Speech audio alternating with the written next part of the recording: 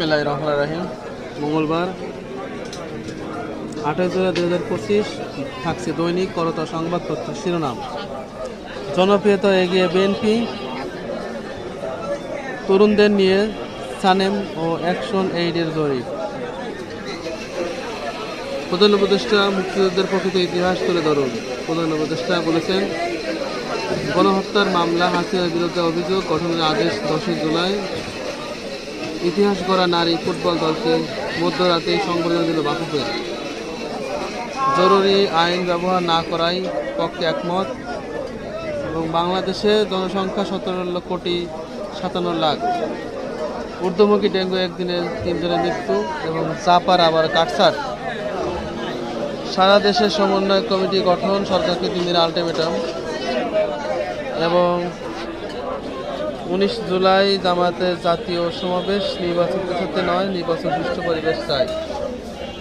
পুলিশের লাঠিপেটা আহত চাকরিচ্যুত বিডিআর সদস্য এবং 33 মাসের মধ্যে সর্বনিম্ন মূল্যস্ফীতি জুনে। এবং আন্দোলন প্রসঙ্গে এনবিআর চেয়ারম্যান কেউ কেউ সীমা লঙ্ঘন করেছেন, সেটা হয়তো ভিন্নভাবে দেখা হবে। এবং প্যালেস্টাইনপন্থী গ্রুপকে নিষিদ্ধের পক্ষে ভোট দিলেন টিউলিপ সিদ্দিক। এই ছিল প্রথম পাতার সংবাদ শিরোনাম। থাকছে শেষের কথা। ব্যাংক খাত নজরদারিতে বড় পরিবর্তন আনছে বাংলাদেশ ব্যাংক। কুমিল্লা 3 মামলা থেকে খালেদা জিয়াকে অব্যাহতি। হবিগঞ্জ 2 পক্ষে সংঘর্ষে 1 জন নিহত, 144 জারি। সারা দেশে পবিত্র আশুরা পালিত। এবং চট্টগ্রামে বোরকা পরে এসে প্রকাশ্যে যুবদলের তাকে গুলি করে হত্যা।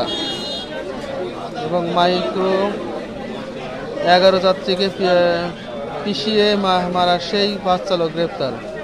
সারা দেশে সড়ক দুর্ঘটনায় মা ছেলে সহ নিহত 18। এবং মূল হোতা গ্রেপ্তার না হওয়ায় চারদিক থেকে খুনের হুমকি পাচ্ছে পরিবার। মুরাদনগরে হত্যা প্রসঙ্গে। এবং মৌলিক সংস্কার ও জুলাই সনদ ছাড়া কোনো বিকল্প চিন্তা নয়, বলেছেন নাহিদ ইসলাম।